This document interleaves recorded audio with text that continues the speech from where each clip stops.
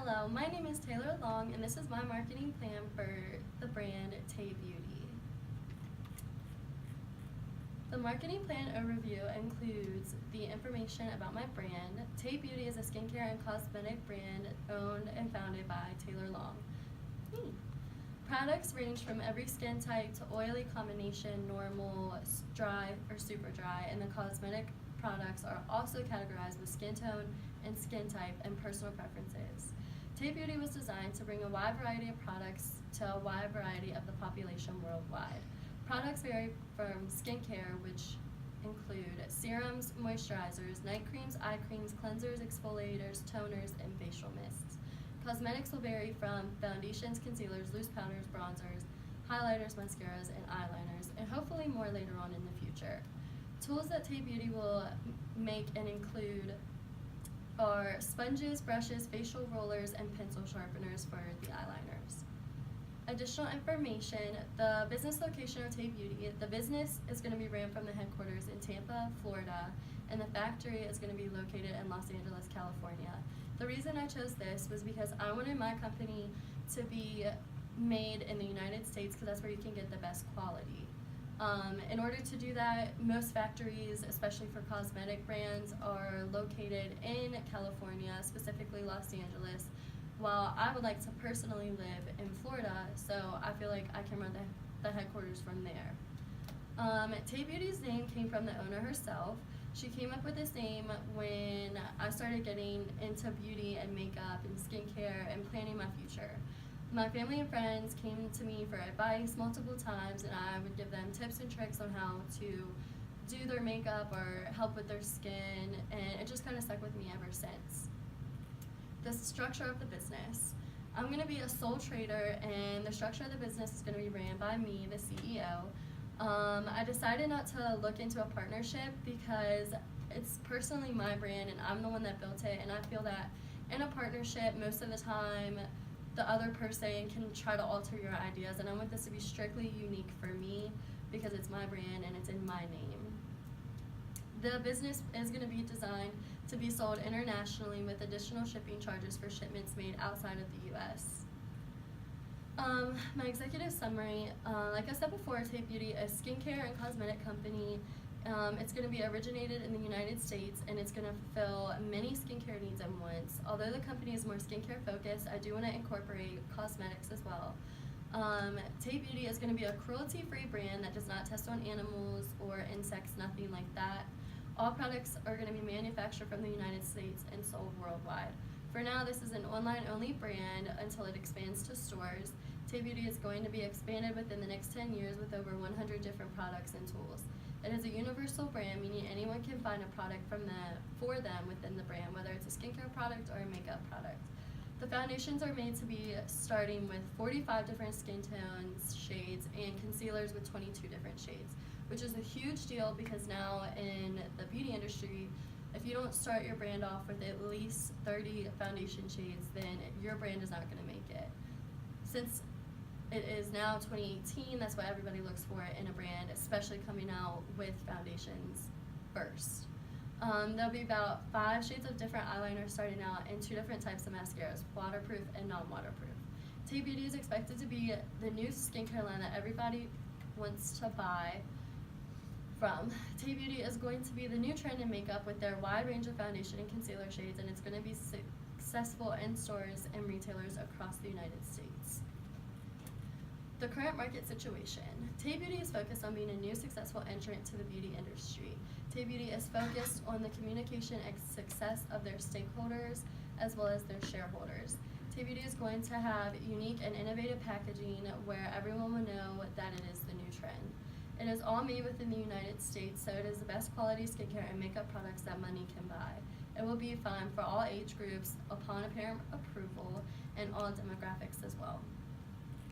For my SWOT analysis, I have more strengths in my analysis than I did weaknesses, and my strengths include there's going to be a number of products offered for different skin types, meaning there's not just going to be one product for an oily skin, one product for dry skin. There's going to be multiple. I want it to be a very big range because I want to focus more on skincare than makeup, but at the same time I want them to both be equal where everybody can satisfied. There's also going to be a wide variety of shade ranges, like I said before, for foundations, about 45 shades starting out, and then 22 different concealer shades. And it's going to be manufactured in the United States, which is a huge deal to the beauty industry because most cosmetics are made overseas, which can kind of cheapen the product and quality of the product.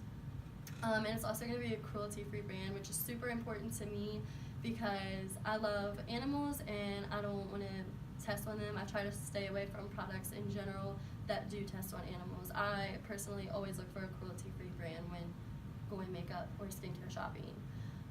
The weaknesses is going to be the competition with other American-made brands because this brand is not going to be the only brand that has been made in the U.S.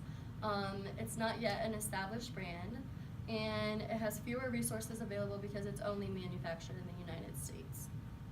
The opportunities that Tay Beauty has is the quality is good and products will get sent to beauty influencers to promote the products, which is a really good opportunity because now YouTube is a huge thing, especially for the beauty industry, and sending out these PR packages to the influencers, it will really get the consumer's eye because they will be using them.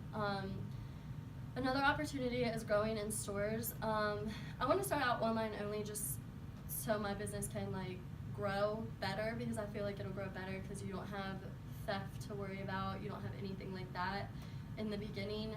Maybe later on I will look into growing in stores, maybe larger retailers like Sephora or Ulta or even Nordstrom, or just in general having a store of our own and starting our own franchise. The threats include large retailers such as Sephora, Ulta, Nordstrom, and MAC Cosmetics. Those four mainly do the most business in the beauty industry because they carry multiple brands, especially Ulta. Ulta's been very competitive with Sephora lately, and they've been really stepping up their game, so we'll just have to step up ours so they don't overrun us.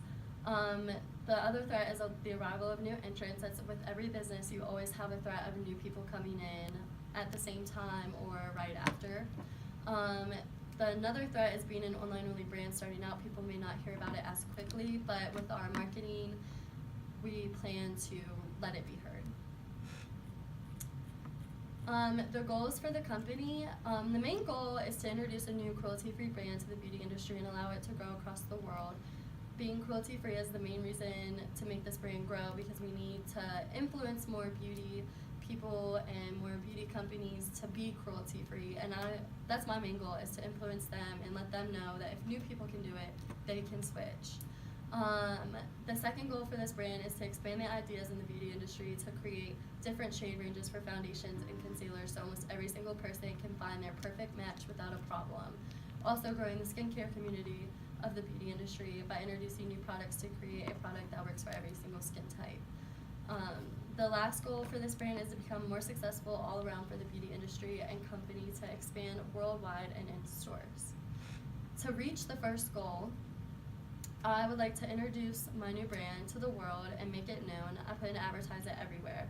I plan to advertise it before the launch date and to organize and control this process in steps. The first step in implementing this strategy is to define what my brand means to me. Giving my brand meaning in the beginning will give meaning to the consumers. I want to give the background of the brand, how it came about, everything basically that I said in my executive summary. I want to make sure that Tay Beauty is advertised and consumers know that it is a cruelty-free brand because who doesn't want to save furry little lives? The more brands to come out cruelty-free, the more respect and attention your business gets. I want to implement these advertisements across all social media websites first. I want to have my brand logo come across the screen with a mini 30-second clip of me to introduce the first products that we're launching.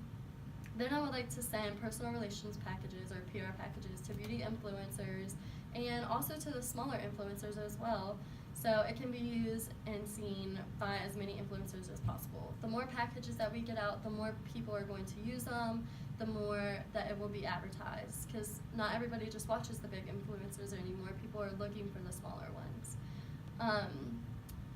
I would also like to send those out a month before the launch date as well, because the sooner you send them out, the more time that they'll have to play with them, and if they end up liking them, they're going to use them in their videos and they're going to promote the product. Advertisements and videos across all social media will also be displayed a month in advance of the launch date as well. To obtain the second goal that I have set, I plan to market my foundations and concealers to make it known that I have a wide shade range selection. Seeing this will bring in consumers, because in today's beauty industry, the brands that do not come out with at least 30 shades get bashed, get hate, and the product never lasts on the shelves.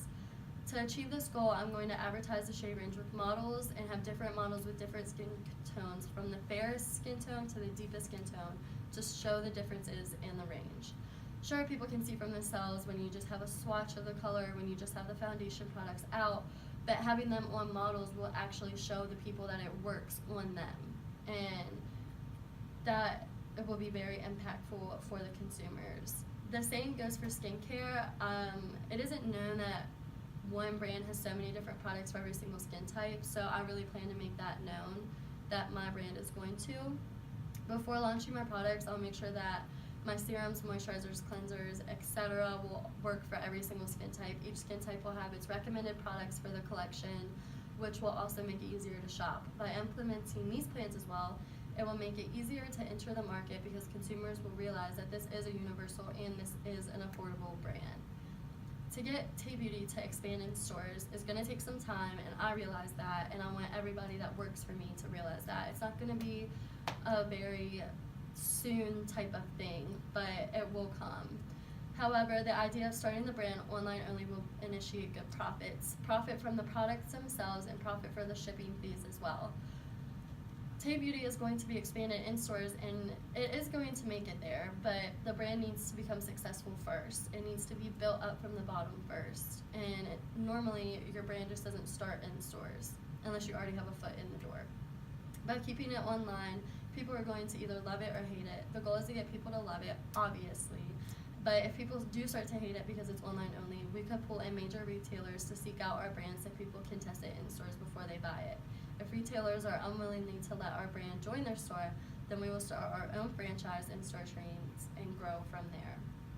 The tactical action programs. The ideal launch date for Tay Beauty would be around the holiday for the cosmetics line and for the skincare line in the spring. Although the dates are not specific, that is the time of year I would like for them to launch, as long as the product is ready to be perfected, sold, and manufactured. I don't want to choose a specific date, because you will always have setbacks, especially in the beauty industry, whether something's not perfect, and I do not plan to sell my products unless they are perfected, unless I personally would spend the money on them. I do not want to sell them or put them out on the shelves or put them on the website until it is perfect. So just having a type of, just having like a kind of normal, what's the word I'm looking for? Just having a set date just isn't ideal for the beauty industry, for going into the beauty industry. The budget that I have set is, of course, just all estimates. It's not really going to be this cost, but I overestimated rather than underestimated, because if you underestimate, then you're going to run out of money. If you overestimate, you'll have money left over. It does look like an overwhelming amount when you look at the numbers, but you also have to take into consideration that it's being manufactured in the United States, which makes it more expensive, and the beauty industry has high competition, so in order for the products to do well, to make profit, they have to be perfected, which takes time and money. So the type of costs, I will just go down from the list, is the cost of licensing and permits to run the business. That normally costs about $1,000, sometimes a little less, but just around there. Cost of legal affairs is $1,000, and you always should have a budget for cost of legal affairs, just in case something happens or a brand tries to come at you or anything like that. You need legal affairs. The cost of factory machines, including installations and packaging machines, is about $100,000. That's where most of the money is going to go to, because that's what makes the products. That's what puts the products in manufacturing, is the machines. The cost of factory operations, this includes lights, electricity, and utilities. This is about $20,000. The startup inventory I put for $10,000. Operational costs is the employee salaries and also the headquarters employee salaries as well, because we're gonna have two different areas. And I put that as a guesstimate of $60,000 because I do plan to pay them pretty well. That way I have employees. Insurances, $5,000, which will be like insurances on the machines, insurances on the buildings, etc. The distribution trucks to drive the products back and forth, I have for $50,000. That includes gas as well for them and any type of repairs that they might need. The cost of starting up the website itself, I'm going to put at $500 because I want my website to catch the consumer's eyes. I want it to be nice. I want it to be like good, and I know that that's going to cost money. So I put $500 for that. In advertising, including sending out the PR packages, I put for $25,000 because I would like to really invest a lot of money into the advertising so people can see it, so it will be known, so people know that it's coming out. And then I just have miscellaneous for $5,000 in case of any other money that we may need. Sorry. And then my evaluation. In order to make sure everything is moving well and going as planned and profits are raising like they should, I plan to hire employees and analysts to analyze the success and downfalls of the company. I want to keep my eye on everything that is weakening the company and everything that is strengthening the company, and by hiring these specific people to analyze this stuff, they're going to know what they're doing, they're going to know what they're talking about, which will have good feedback for me that I can grow off of. I would like to do daily reports. As the company grows, I would like to turn it into hourly reports, but to report to me, I want them to report to me how the system and software is doing to monitor any malfunctions that could possibly happen, since this is an online-only brand. You don't want your consumers to be trying to buy stuff online, especially on launch dates. It could be very overwhelming for the website itself. And if it's about to crash, we want to make sure that that doesn't happen. And we can fix that if we have certain people hired to monitor stuff like that. Another way to measure the company's success is by keeping an eye on the profits on the daily basis. Which advertisements are seen the most, which advertisements are dismissed the most, which products sell the most, which sales bring in the most profit. By taking all of these into consideration, the company will be sure to see its strengths and weaknesses, and also other counterintuitive opportunities the company brings. And by doing all of that, this company will be successful. Thank you.